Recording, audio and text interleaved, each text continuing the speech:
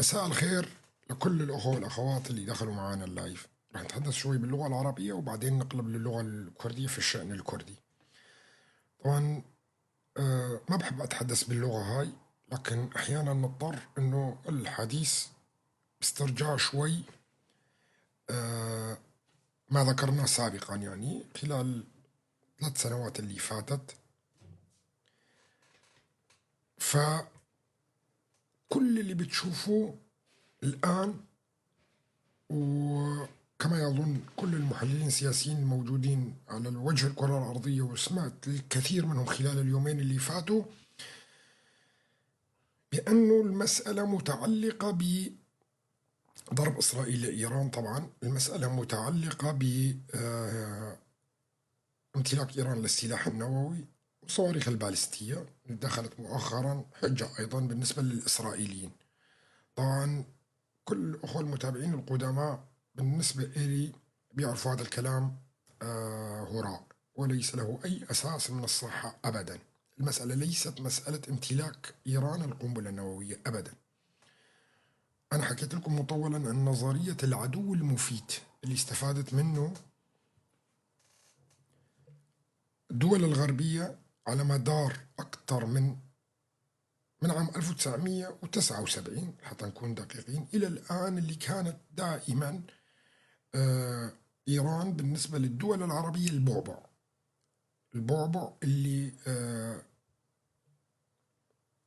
بيعملوا من خلالها اتفاقيات وبيع أسلحة وكذا، واتفاقيات دفاع مشترك من دول الخليج اللي هي غنية كتير بالبترول. وطبعا هذا الكلام بيعرفه أقل واحد عنده ألف باء بالسياسة، وهذا أمر طبيعي. طبعا أنا قبل فترة طلعت وحكيت أنه الضربة القادمة على العراق، نعم، كنت طبعا أتوقع أنه يتم ضرب العراق أولا، أو الفصائل الشيعية الموجودة في العراق بكل أشكالها، وخصوصا الكتائب الولائية أو ما يسمى بالحشد الولائي بالبداية، وبعدين يتم ضرب إيران. لكن الزيارة المفاجئة لترامب إلى دول الخليج وجمع تكاليف الحرب، يعني هاي اللي بتشوفوها الحرب اللي موجودة الآن، دول الخليج دفعت التكاليف كلياتها كاش. أذكركم بحرب غزة عندما قامت، مين اللي مول حرب غزة؟ حرب غزة تم تمويلها من الولايات المتحدة الأمريكية وقتها 30 مليار، دفعتها أضرار الحرب كاملة الولايات المتحدة الأمريكية، وأعطتهم كمان مليار فوقها هدية، بالإضافة إلى الأسلحة اللي اجت لإسرائيل بالجسر الجوي بشكل سريع جدا. وحصلت إسرائيل على بعض أنواع الأسلحة اللي ما كانت قد تستطيع الحصول عليها سابقا. كل هذا لم يشفع لترامب أيضا بالصراع اللي كان شخصي ما بينه وما بين نتنياهو، وتحدثنا عن هذا الموضوع أيضا بوقتها، وقلت لكم الصراع راح يكون كبير جدا ما بين نتنياهو وما بين بايدن، ولن يستطيع بايدن إكمال الحملة الانتخابية. وكان قبل الانتخابات بسنة ونص تقريبا. عندما بدأت غزة قلت لكم أنه صعب جدا أنه بايدن يكمل، وراح يطلعوا سبب معين لحتى بايدن ينزح من سباق الانتخابات، وراح تدخل كاميلا هارتس وقتها.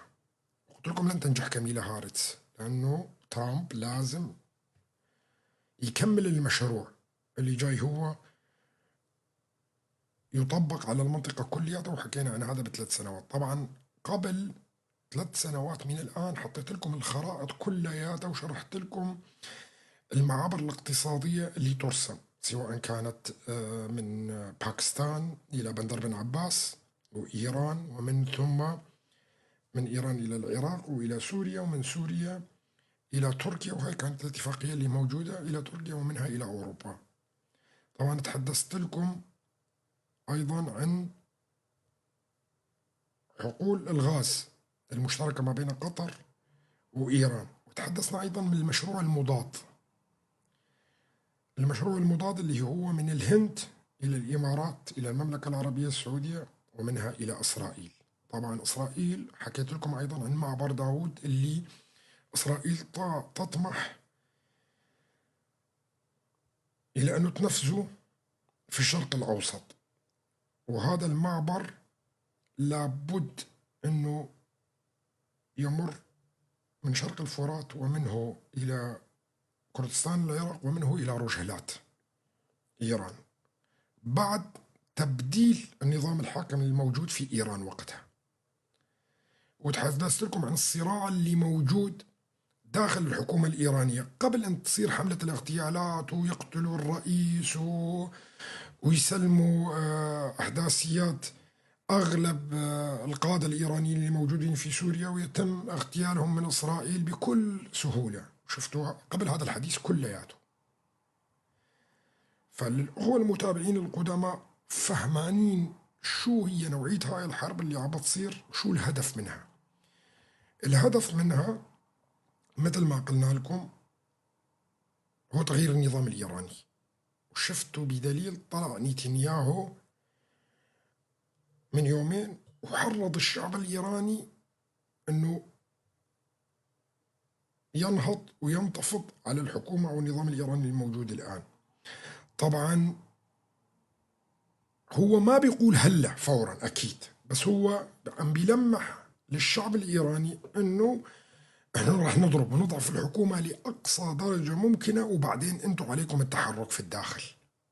وهذا الهدف من العملية كلياتها، يعني ضرب إيران، أضعاف البنية الاقتصادية والسياسية للإيران، اغتيال أكبر قدر من القادة الإيرانيين اللي موجودين أيضا، وبعدين ترك زمام المبادرة بالداخل الإيراني. طبعا عندنا نحن 4 محاور مهمة في الداخل الإيراني، ورح نبلش فيها من الأعلى إلى الجنوب.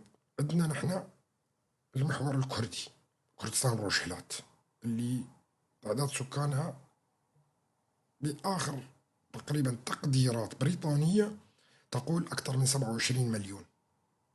أكثر من 27 مليون كردي موجود في روجهلات كردستان. وعندنا أيضا الأقلية الأذرية، أو ما بنقول أقلية، المكون الأذري، لأنه كمان عددهم كتير. تقديرات توصل ل 12 مليون، تقديرات توصل 10 مليون وأكثر حسب الدراسات البريطانية، هي مو من عندي. ولدينا البلوش، والبلوش تقريبا رح نركز عليها شوي لأنه تعدادهم ما يقارب 5 إلى 6 مليون، لكن عندهم ارتباط مع البلوش اللي موجودين في أفغانستان وباكستان، وهذا رح أربطه مع باكستان مع المسألة الاقتصادية. ولدينا في أقصى جنوب العرب منطقة الأحواز، ولدينا في الوسط هم منطقة الفرس اللي تعدادهم لا يتجاوز 5 مليون، يعني الحاكمين والدولة كلها باسمها مثل تركيا تماما، لا يتجاوز 5 مليون اللي موجودين في داخلها. الباقي كلها شعوب أخرى، عندنا لور وعندنا شعوب تانية كتير. طبعا الامتداد الأكبر للبلوش موجود في باكستان، هو جنوب باكستان كلياته، المنطقة اللي ينعمل فيها حاليا المشروع والميناء اللي كان منافس للمشروع الخليجي الإسرائيلي الأمريكي اللي هو من الهند. والمشروع الآخر اللي قلت لكم إياه هو الباكستاني الإيراني الصيني التركي. وهذا حقيقة تركيا كانت تلعب على كل الحبال اللي موجودة، مين ما بيزبط معاه المشروع كان بدها الغاز القطري أيضا يأتي أيضا ويمر من سوريا إلى تركيا ومنها إلى أوروبا. والمشروع الآخر اللي هو مشروع الحاويات ومشروع الاقتصادي اللي بيمر من باكستان ويجي بعدين بيروح لبندر بن عباس. وكان في منافسة نوعا ما بين باكستان وإيران، لكن حصلت تفاهمات بهذا الموضوع الاقتصادي. فنحن شفنا ضرب الموانئ. إسرائيل ضربت أول شيء المفاعلات النووية وضربت الموانئ أيضا، خصوصا من بندر بن عباس. وكانت بالبداية الخطة أنه ما بيضربوا البنية التحتية، فإذا ما بدك تضرب البنية التحتية ليش تضرب الموانئ؟ هو عبارة عن عملية تعطيل المشروع الإيراني. حتى لو توقفت الحرب، صارت ظروف، صارت كذا، تعطيل المشروع الإيراني، تعطيل هذا الخط أساسا. طبعا شفنا نحن أيضا مشروع التنمية التركي اللي من العراق كان أيضا، هذا المشروع أيضا توقف وفشل، وحبر على ورق فقط، حبر على ورق فقط. طبعا هنا كل الخطوط إلى تركيا تنقطع، سواء بالمشروع الإيراني اللي كان بده يجي من الأراضي الإيرانية للأراضي العراقية اللي هي دولة حليفة لإيران، أو نقدر نقول محافظة إيرانية تحولت، ومنها إلى سوريا ومنها إلى أوروبا. والمشروع القطري أيضا جاءت الولايات المتحدة الأمريكية إلى وسط سوريا تقريبا، منطقة شرق الفرات، وكمان فشكلت المشاريع هاي وطولت الحرب في سوريا تقريبا إلى 14 عام.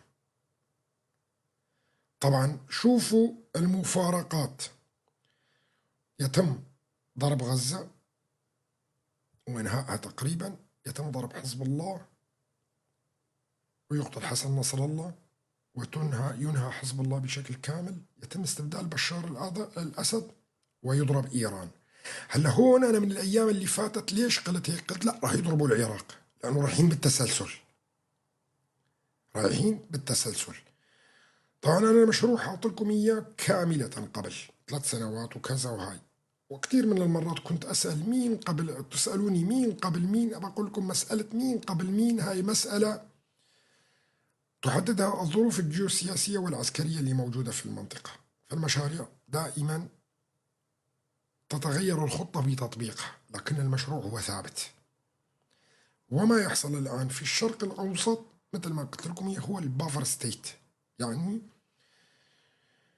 إعادة تقسيم الخرائط الموجودة في الشرق الأوسط. احنا شفنا امبارح تصريح أو تصريحين من بختشلي، هو من الأحزاب القومية الشهيرة في تركيا، ويخرج ويقول لك الدور جاي على تركيا وتقسيم تركيا. الآن بدأ التقسيم في إيران، وهذا حقيقي. نعم، خارطة المنطقة بدأت الآن بالتغير. هل سيستمر الإسرائيليين ويتدخل الأمريكان والبريطانيين ويتم ضرب إيران لإسقاط النظام الموجود فيه، ويتم تقسيم إيران حاليا أيضا على شاكلة العراق ونوعا ما على شاكلة سوريا؟ هذا ما بعرف، ما بقدر أقول لكم 100%، لكن بنسبة كبيرة جدا نعم، إن لم تحصل فيها تدخلات دولية. طبعا اليوم شفنا التدخلات والتصريحات الباكستانية أيضا. شو سبب أنه الباكستان بدها توقف مع إيران، مع أنه إلى فترة معينة كانوا الاثنين أكبر الأعداء الموجودين لبعض؟ لأنه فيها هدفين، الأول الاقتصادي والآخر إثني.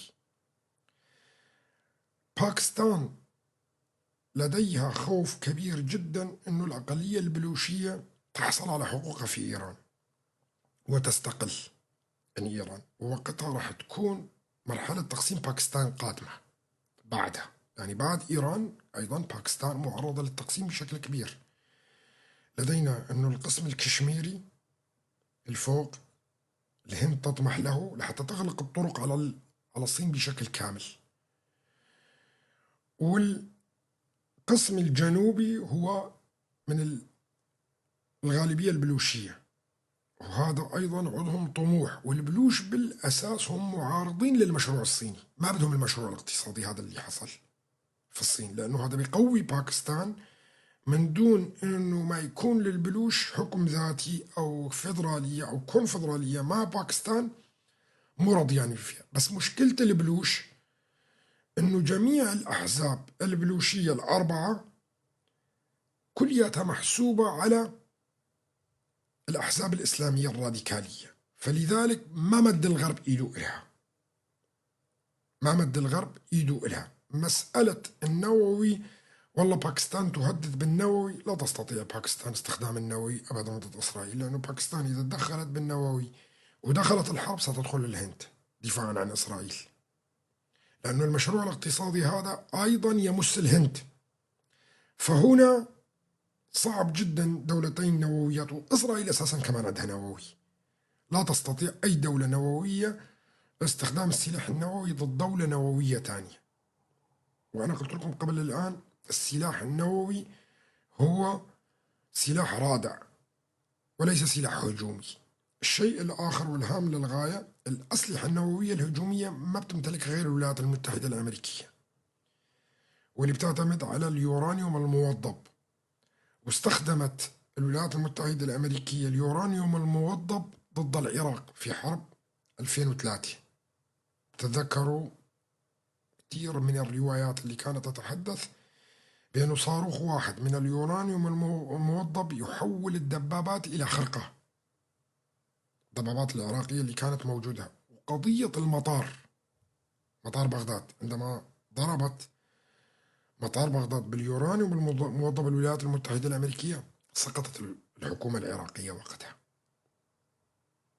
قضية المطار تبخر الناس اللي كان موجود فيها، في تقارير سرية كتير ظهرت في ويكيليكس بعد سنوات طويلة جدا وتم الكشف عنها، بأنه تم استخدام أسلحة في مطار بغداد ما كانت معروفة سابقا.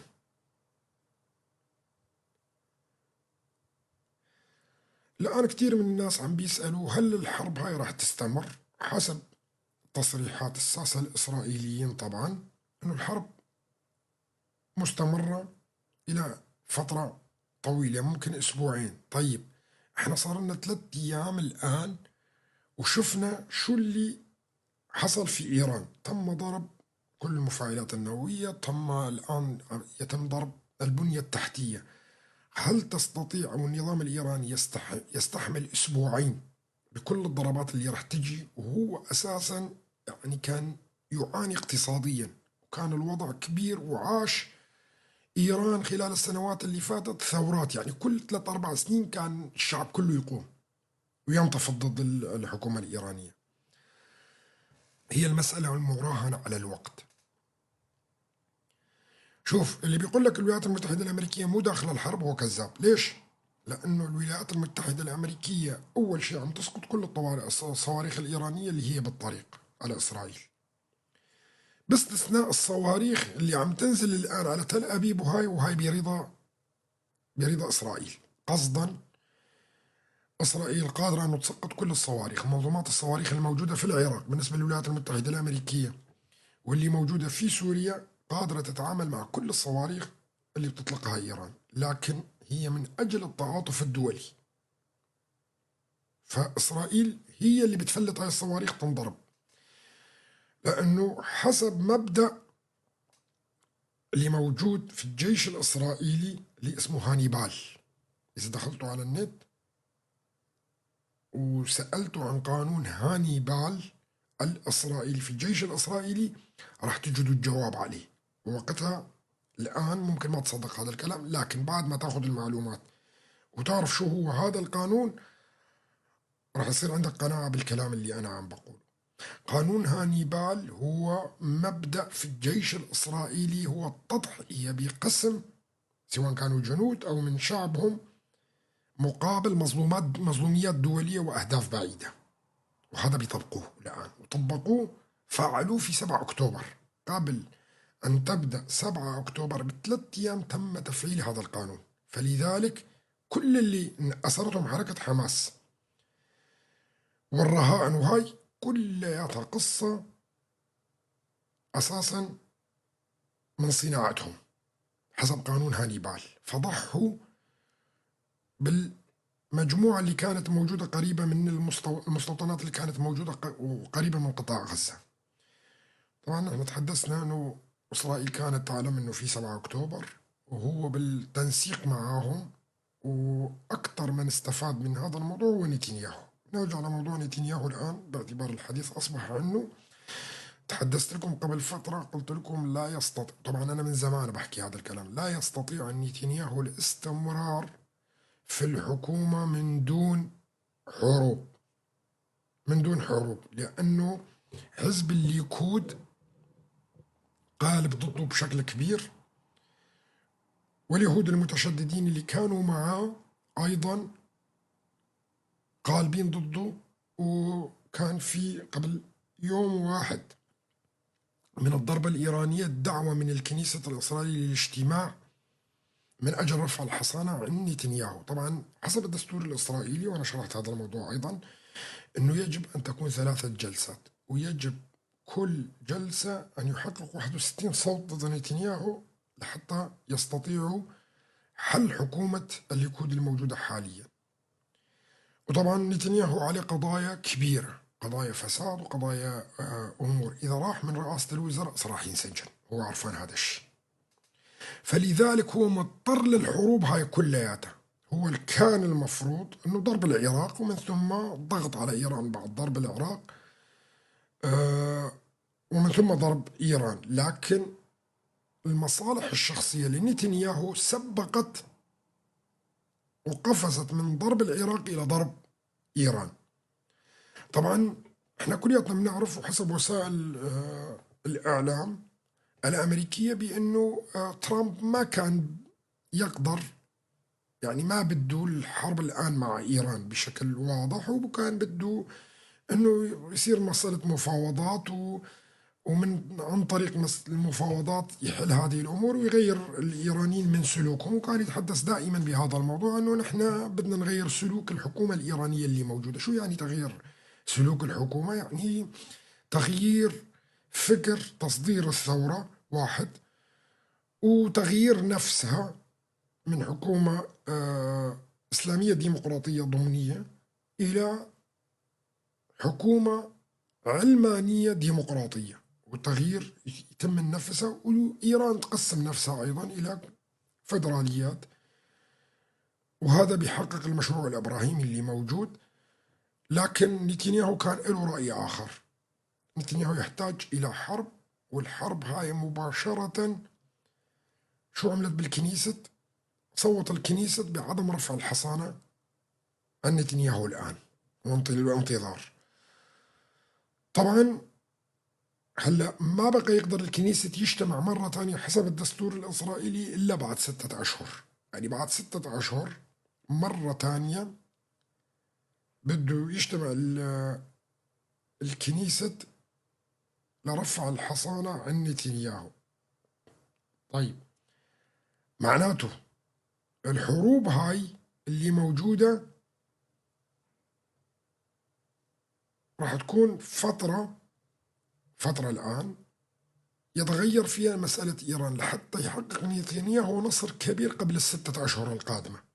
يعني 6 أشهر القادمة اللي راح يجتمع فيها الكنيسة لازم يكون نتنياهو محقق أمر كبير، يعني القضاء على إيران والقضاء على الأسلحة النووية، واللي يوهم فيها الشعب الإسرائيلي نفسه بأنه أنا عم بحارب حرب وجود، لأنه امتلاك إيران للسلاح النووي يعني تهديد وجود لإسرائيل. وهذا الكلام هراء. ليش؟ لأنه أي دولة تمتلك السلاح النووي لا تستطيع استخدامه عن دولة أخرى تمتلك السلاح النووي.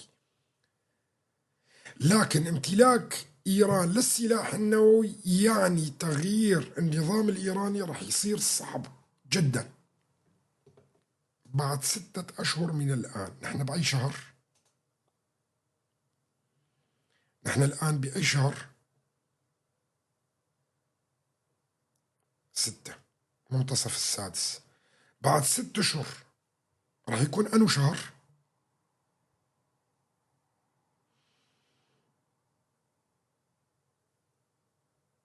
15 12 صح ولا 15 1؟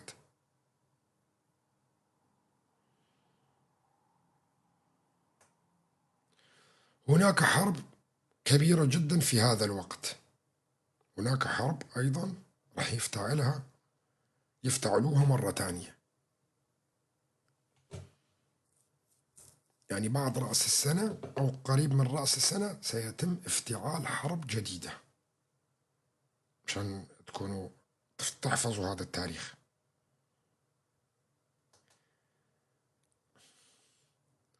راح يكون هناك حرب، افتعال حرب جديدة بعد 6 أشهر من هذا التاريخ الآن اللي نحن موجودين فيه، لأنه يحتاج نتنياهو مرة تانية، لأنه راح يحتاج نتنياهو تلك الحرب. طبعا مثل ما قلنا لكم بدأ بالتسلسل كلياته. غزة، شفنا جنوب لبنان، مسألة المناوشات مع الحوثي وهي مسألة أخرى، بس شفنا غزة، شفنا جنوب لبنان، شفنا تغيير النظام في سوريا وتسليمه لأحمد الشرع الآن اللي هو العميل الأول إلهم، وبعدين انطلقوا إلى إيران، طفوا العراق. هل بعد 6 أشهر ونصف سيعودون إلى العراق أم يذهبون إلى دولة ثانية؟ هذا راح نحكي فيه بعد فترة، نبكر الحديث عن هذا الموضوع. طبعا مثل ما قلت لكم الهدف الآن هو تقسيم إيران حصريا. الهدف الآن من عملية ضرب إسرائيل لإيران هي عملية لإيش؟ لتقسيم إيران. طبعا هنا أخذت على عاتقه نتنياهو الحرب هاي كلياتها. يعني هو طلب من ترامب حصريا إنه أنا اللي راح أقوم بالحرب هاي، لأنه هو محتاجها في إسرائيل، وأنت خليك الآن بعيد بس ساعدني من خلف لخلف بهاي الحرب لحتى أنا أعمل نصر بإسرائيل وأستمر، وبعدين تقدر أنت تتدخل. يعني بمعنى ذلك ما أعتقد أمريكا خلال الأيام القليلة القادمة راح تتدخل، لا، وحتى لو تدخلت ما راح تعلن بشكل رسمي أنه أنا تدخلت. ليش؟ لأنه أساسا الشعب الأمريكي نوعا ما هو ضد الحرب، هذا واحد، لأنه بالحملة الانتخابية تبعيت ترامب كان يوعد الشعب الأمريكي بأنه أمريكا ما تدخل حروب كتير. فلذلك راح تكون أمريكا نوعا ما بعيدة. بس أمريكا شو بتسوي الآن؟ أمريكا شو بتسوي؟ بتساعد إسرائيل بشكل غير مباشر ومعلن. أول شيء إسقاط الطائرات أو المسيرات الإيرانية. 2 إسقاط بعض أنواع الصواريخ اللي بالستية أيضا. شغلة ثانية، كل الأقمار الصناعية الأمريكية تعمل في خدمة إسرائيل وتمدها بالمعلومات. يعني صاروخ يطلع من أي مكان بالستي في إيران يقوم بإعطاء الإحداثيات للطيارات الإسرائيلية، والطيارات الإسرائيلية تقوم بقصف تلك الصواريخ أو بطاريات الصواريخ اللي موجودة. طبعا إسرائيل بعد 2-3 رح تبلش بالبنية التحتية تبعيت إيران. يعني شفنا إحنا ضرب المفاعلات النووية، ضرب الميناء، اليوم ضربوا البترول، مصافي البترول وغيرها، بكرة بتبلش بالبنية التحتية. طبعا شوفوا مشان تعرفوا إسرائيل لا تملك الصواريخ اللي تقدر فيها تدمر المفاعلات النووية. الوحيدة اللي تملكها هي الولايات المتحدة الأمريكية، وتحتاج إلى طيارات ب 52 والقنابل الخارقة للأرض لأعماق كبيرة، ويسموها القنابل الارتجاجية اللي بتعمل زلزال تحت الأرض. فكل الأنفاق والفراغات اللي موجودة تنهد. إسرائيل لا تملك هاي الصواريخ، فكل الضربات للمفاعلات النووية ما بتجيب نتيجة. طيب شو بده يصير؟ أنا حسب اعتقادي الشخصي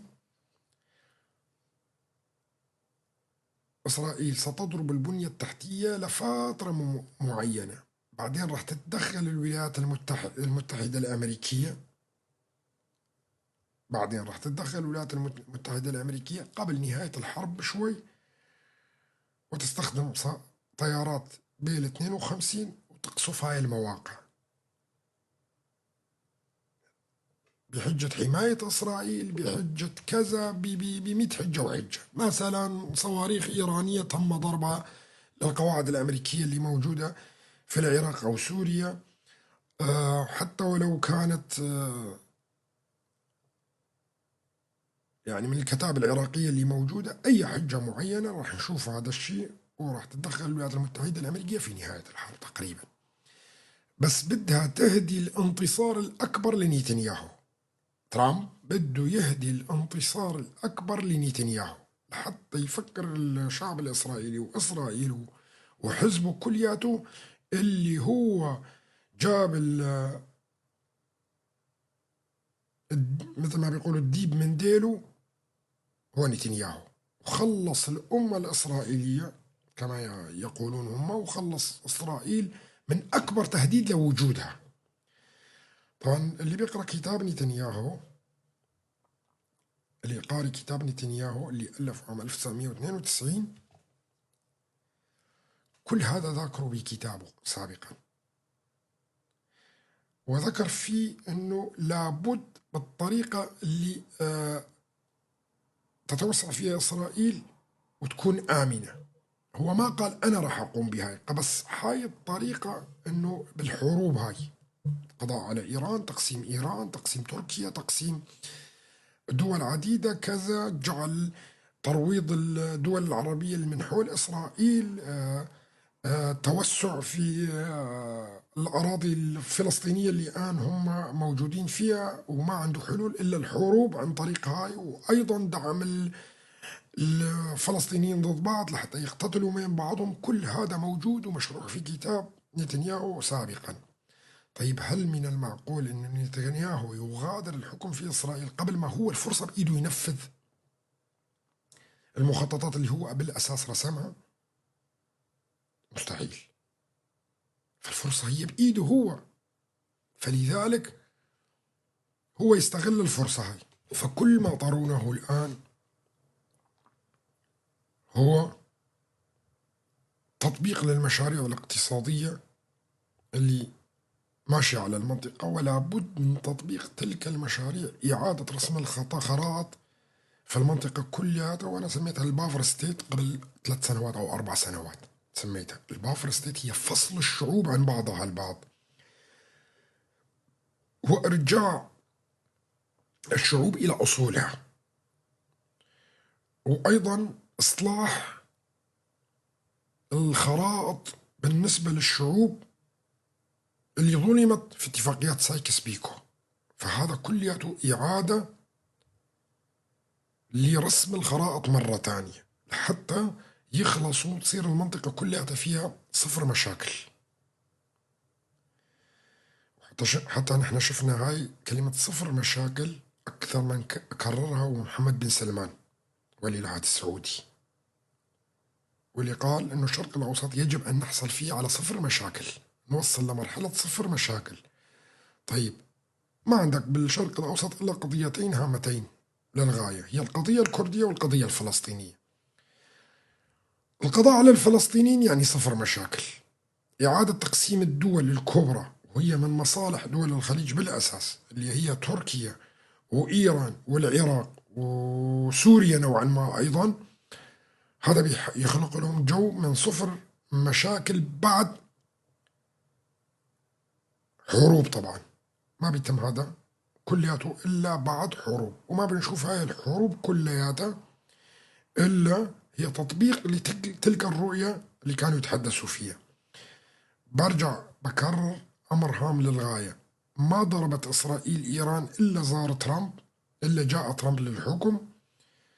ونحن نعرف من سنتين إسرائيل كل يوم بتقول لك أنا بدي أضرب إيران، أنا لازم أضرب إيران، أنا لازم أسوي هيك. وإيران قربت أسبوعين لتوصل للقنبلة النووية، إيران قربت شهرين لتوصل للقنبلة النووية، وصار لنا 3-4 سنين على هالحالة هاي.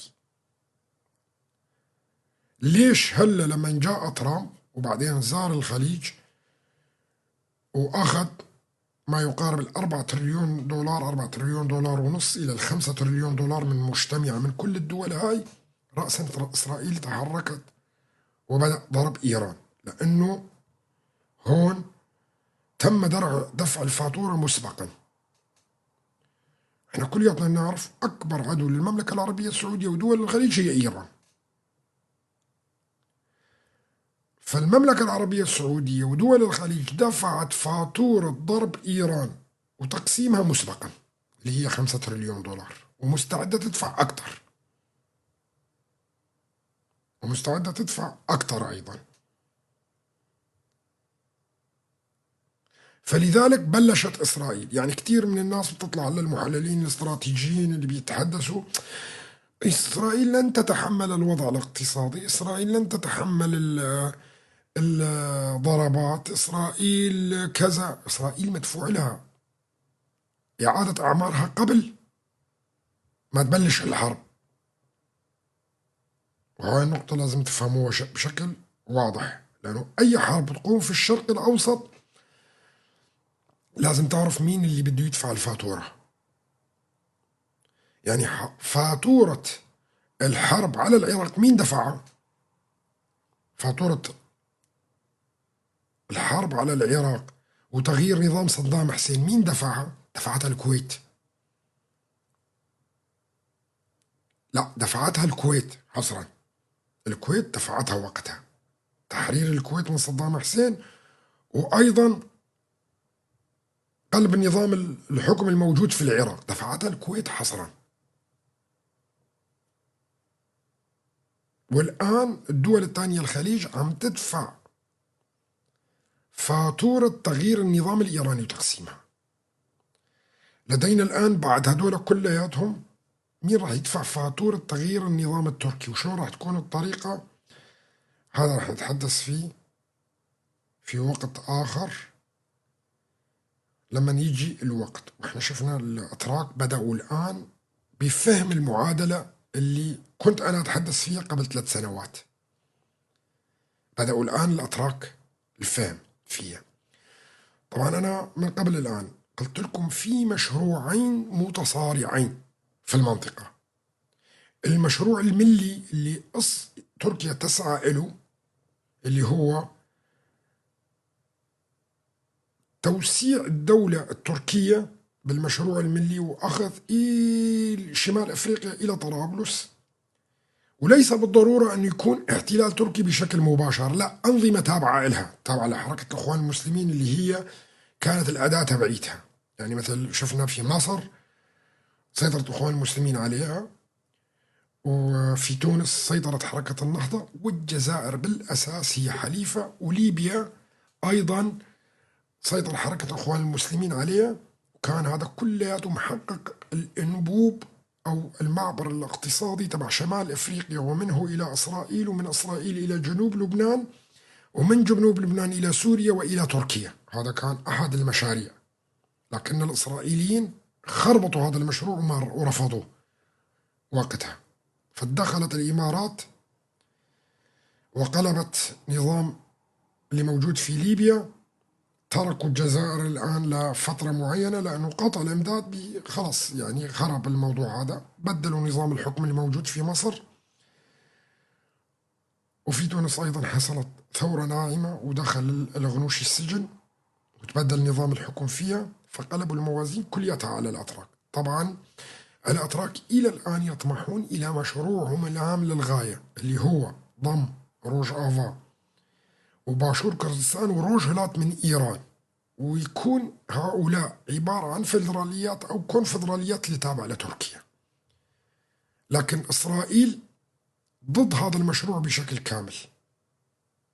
إسرائيل ضد هذا المشروع بشكل كامل، وما بدها الأتراك أبدا أنه تتقدم بهذا الموضوع. فلذلك حصل تضارب في المصالح ما بين الحليفين، لأن إسرائيل وتركيا من أكبر الحلفاء. أول دولة إسلامية في العالم اعترفت في إسرائيل هي مين؟ هي تركيا. والتبادل التجاري القوي أقوى دولة مع إسرائيل كانت تركيا. تركيا كانت أجواء مفتوحة لتدرب الطيارين الإسرائيليين لسنوات طويلة جدا. لكن الطموحات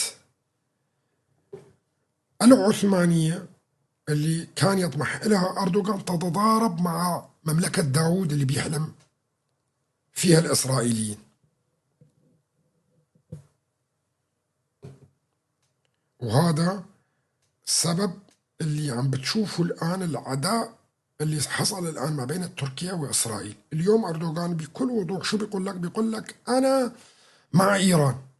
طيب ما أنت وإيران كنتوا أعداء لفترة طويلة، فجأة تركيا أصبحت حليفة لإيران. وأكثر الحروب اللي حصلت ما بين المسلمين كانت ما بين الدولة الصفوية والدولة العثمانية لسنوات طويلة جدا.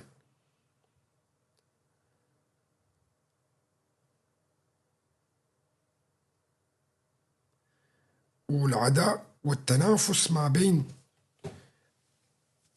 إيران وتركيا في الدول العربية تنافس كبير جدا.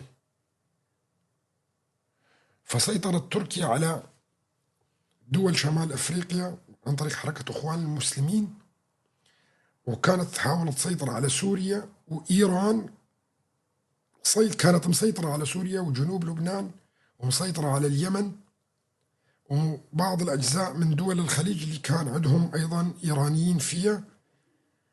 وكان الصراع بالتنافس ما بين الدولتين الإقليميتين الموجودين في المنطقة على النفوذ. وإسرائيل كانت تتفرج على الاثنين لأنه ما كان من صالحها وقتها، إلى أنه إسرائيل بدأت بالتحرك بضرب الأذرع الشيعية. بس قبلها شو سوت؟ حركت الإمارات والدول الثانية بضرب الأذرع السنية اللي هو ما حدا خاطر على باله. نعم، إسرائيل هي اللي ضربت الأذرع السنية سواء في ليبيا، في تونس، في مصر، في اليمن. وحجمت تركيا إلى حجم معين، وبعدين بلشت بالأذرع الشيعية، وهذا كان أكثر وضوح. وهلا بس تنتهي إسرائيل والدول الغربية من إيران، قلب الأذرع الشيعية هاي كلياتها رح تتوجه إلى قلب الحركات الإسلامية اللي هي تركيا. شو هي الذريعة؟ شو هو طريقة؟ هل سنشهد من ناحية أنه يونان وبلغاريا افتعال حرب مثل ما عم بيحصل بإسرائيل؟ يعني وعم نشوف نحن اليونان عم تتسلح بشكل كبير. تقريبا الآن أصبح لديها سلاح اللي بيشابه إسرائيل تماما، اللي بيشابه إسرائيل تماما بعد الاتفاقيات اللي عملت بالفترة الأخيرة. أنا قبل سنة تماما طلعت وتحدثت لكم عن اليونان وقبرص، وقلت لكم الدعم جاي وقادم، وراح تكون الجبهة القادمة وتحضير قبرص واليونان بالفترة القليلة القادمة. طبعا أمريكا اشترت 4 موانئ موجودة في اليونان وزودتها بمنظومات صواريخ كبيرة. وشفنا الاتفاقيات اللي حصلت مع القبرص اليونانية وإسرائيل وبريطانيا والولايات المتحدة الأمريكية، وعملوا الآن أكبر قاعدة عسكرية موجودة الآن في قبرص. طبعا اللي مطمن الأتراك شوي من أمريكا هي أمر واحد فقط. تعرفوا شو هو؟ شوفوا، لو إنه الولايات المتحدة الأمريكية من عام 2003 مزعوجة من الأتراك وساحب الرؤوس النووية اللي موجودة في قاعدة أنجليخت، كان الأتراك خافوا بشكل كبير وقالوا إنه خلاص نحن معناته على الطريق. لكن الأمريكان أذكياء، خلوا الرؤوس النووية اللي موجودة في قاعدة أنجرلخت، لأنه شفراتها موجودة فقط عند الولايات المتحدة الأمريكية وما بتستخدمها، ما بتستطيع تركيا أن تفعل فيها شيء نهائيا. فقاموا الأتراك كانوا دائما مطمنين، نحن عندنا قاعدة أنجرلخت ولدينا 150 رأس نووي محتفظة في الولايات المتحدة الأمريكية في وهذا طعم للأتراك، هذا طعم للأتراك لحتى يظلوا دائما مطمنين. وسحب هاي الرؤوس أبسط منا ما في، ما يحتاج سحبها حتى، لأنه لا يستطيع أحد استخدامها نهائيا ولا الاستفادة منها نهائيا، لأنه الشفرات كليتها موجودة بيد الأمريكان.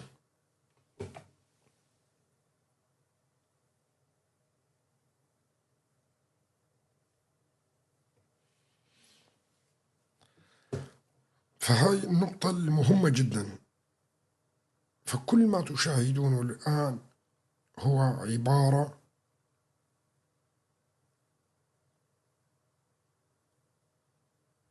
عن حروب مخطط لها مسبقا. كل الذرائع اللي انتم بتشوفوها الآن هي عبارة عن ذرائع وهمية ليس لها أي أساس من الصحة نهائيا،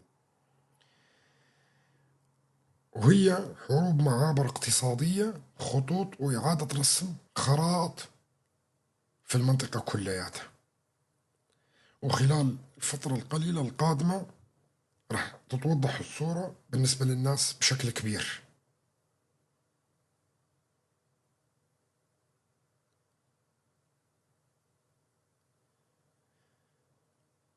وأعتقد أنه